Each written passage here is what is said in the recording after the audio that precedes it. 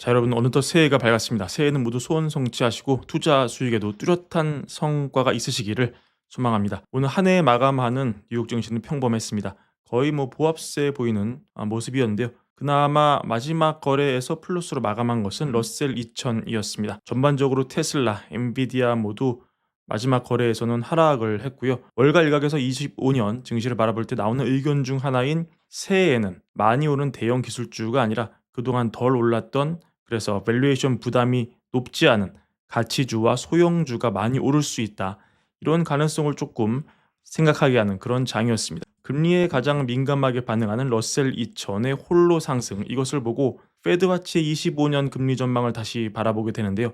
사실 페드와치는 시장에 소망이 담겨 있기 때문에 그동안 오랜 시간 동안 사실 연준의 금리 전망보다 더 비둘기적이었습니다. 하지만 지난 12월에 FOMC가 열린 이후에 오히려 연준의 점도표에는 두 번 인하가 찍혀 있었는데, 오히려 페드와치가 이거보다 더 보수적으로 한 번 인하가 찍힌 전망을 오랫동안 고수하면서 페드와치가 연준 대비 더 매파적으로 전망하는 그런 이상한 시기를 꽤 오랫동안 우리가 지켜볼 수 있었는데요. 아마도 이런 점이 시장에서 느끼는 25년 금리에 대한 불안감, 이런 걸 대변한다고 볼 수 있겠습니다. 최근 들어서 이런 움직임이 조금 바뀌고 있다는 그런 신호가 잡히고 있는데, 최근 페드와치 예상을 보시면 이게 시시각각 바뀌기 때문에 유동적이지만, 이게 겉으로 보시면은 한 번의 인하로 보이지만 계산을 해보면 그렇지가 않습니다. 9월까지가 지금 보시면 동결이 15.9, 한 번 인하가 36.4니까 두 개를 합쳐서 50이 좀 넘죠?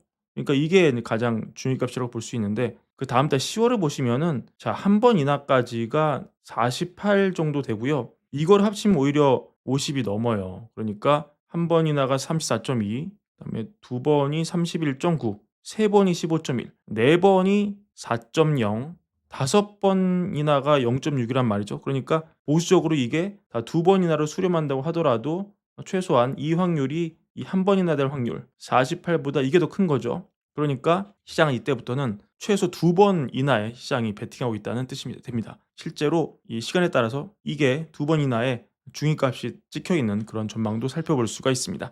그러면 왜 시장이 다시 조금씩 매파적인 견해를 풀고 조금씩 미세하게 비둘기로 다시 넘어가고 있느냐? 또 시장 일각에서 25년에도 여전히 침체 공포가 일 수 있다, 이렇게 또 바람이 잡히고 있기 때문입니다. 좀 재밌는 견해가 있어요.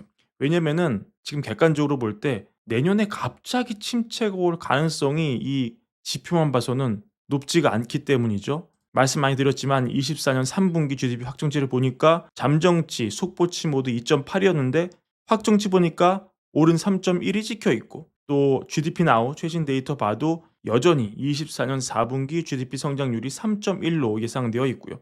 또 얼마 전에 연말 이 마스터카드 소비 데이터를 봤더니 소비도 너무 좋았습니다.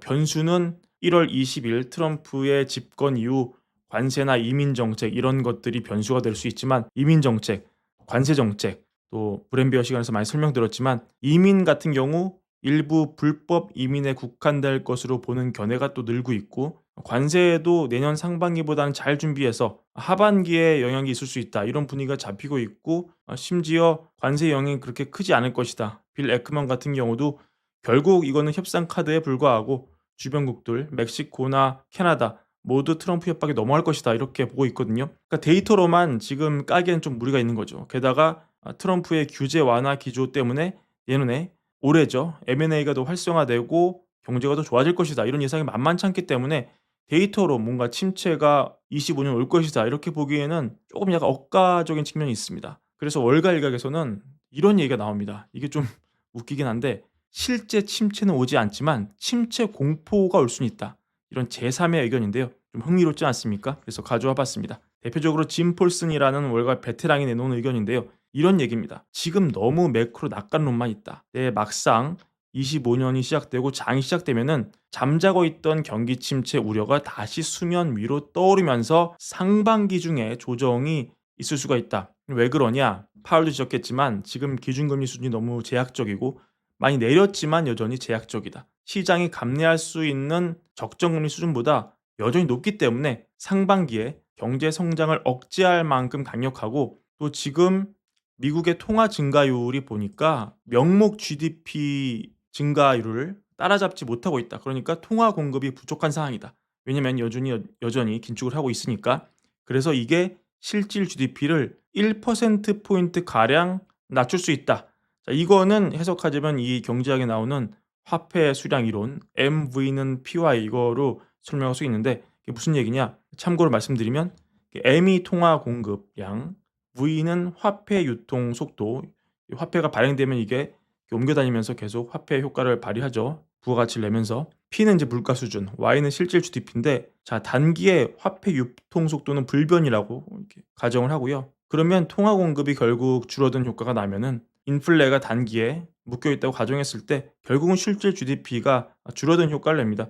결국 정리하자면 금리는 여전히 제약적이고 또 연준이 긴축적인 통화 정책을 유지하는 한 이 통화량 공급 부족 효과 때문이라도 실질 GDP가 내려간다. 그래서 지금 아까 보여드린 대로 24년 계속 분기별로 3% 넘는 성장에 취해 있던 미국 경제가 갑자기 1%포인트 넘는 실질 GDP 감소를 겪게 되면서 실제 침체는 안 오지만, 오지 않지만 공포는 올 수 있다는 거죠. 시장이 바람을 잡을 수는 있다는 거죠. 뭐야? 갑자기 GDP가 줄어든다. 미국에 다시 침체 경고등이 커졌다. 이렇게 막 언론에 헤드라인이 나오고 또 침체 감별사들이 나와 가지고 인터뷰를 막 하면서 시장이 가뜩이나 지금 증시 밸류에이션을 너무 올려놨기 때문에 작은 충격에도 놀랄 수가 있거든요. 그래서 놀래 가지고 상반기에 어떻게 할 수 있다? 한 10에서 15% 증시를 뺄 수 있다. 근데 폴슨이 봤을 때 그럼 빠지면 도망가야 되냐?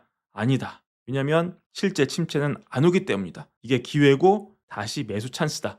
왜냐면 기본 미국의 체력, 가계와 기업의 재무 상태가 여전히 강력하기 때문에 미국이 침체에 빠질 가능성이 낮다 이렇게 보고 있습니다. 대신에 지금 시장 주도주가 바뀌는 타이밍이기 때문에 조정을 전후해서 기술주 비중을 좀 줄이고 고배당주, S&P 500의 저변동성 섹터 같은 방어적인 자산에 더 많은 비중을 두고 이 다음 사이클에서 수익을 먹어라.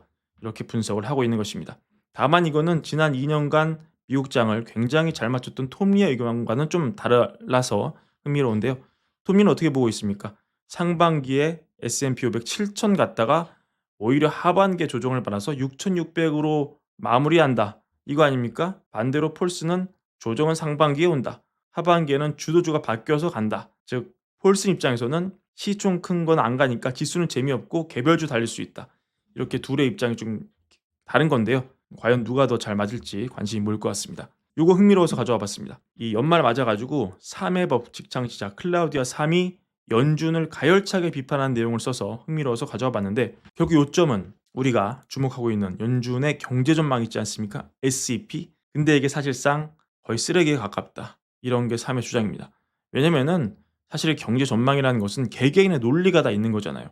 근데 지금 이 SEP에 나오는 GDP 전망, 실업률 전망, 이거는 19명의 의견이 짬뽕이 돼 가지고 중위값을 내보내는 것이기 때문에 아무짝에도 쓸모가 없다. 이렇게 나온 결과물이 19명 연준 위원 누구의 의견도 대변하지 못한다. 예쁘게 만든 쓰레기에 불과하다. 이런 전망입니다. 그래서 오히려 시장 혼선만 불러일으킨다. 이런 게 3의 지적이고, 실제로 최근 거를 보면은 연준의 장기 기준금리 중위값이 엄청나게, 특히 25년, 26년 0.5%포인트나 올라갔는데 결국 SEP를 봐도 이 GDP 성장률이나 실업률 같은 데이터가 왜 이게 변했는지 아무런 설명을 해주지 못한다. 이런 게 무슨 SEP고 이게 뭔 의미가 있냐.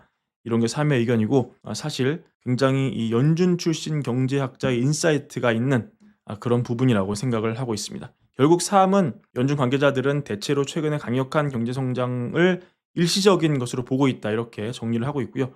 그나마 희망적인 것은 올해 25년에 연준이 전략적 프레임워크를 재검토한다고 한다. 여기 좀 기대를 해본다. 이렇게 하고 있습니다. 정리하자면 통화 정책은 팀 스포츠, 금리를 내리고 올리고 동결하고 이거는 팀 스포츠지만 이 SEP는 개인 스포츠다. 이거를 막 의견을 섞어서 중간값 내보내는 거는 전혀 컨센서스도 아니고 예측도 아니고 그 아무런 의미가 없다.